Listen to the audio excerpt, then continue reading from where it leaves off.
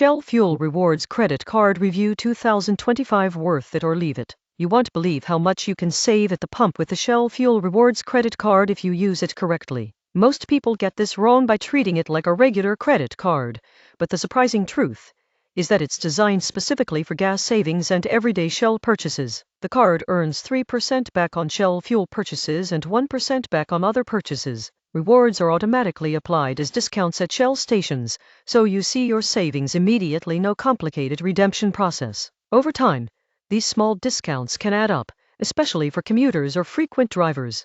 There's no annual fee, and the card offers standard protections like zero liability for unauthorized charges, purchase protection, and fraud monitoring. Additionally, if you link the card to the Shell Fuel Rewards program, you can combine online savings and in-store discounts for even more value. However, if you rarely buy gas or don't use Shell stations regularly, the rewards may not be worth it. Interest rates are standard for gas cards, so carrying a balance could erase your savings. Verdict: worth it for frequent Shell customers looking to save on fuel. Leave it if you rarely drive or use other gas brands.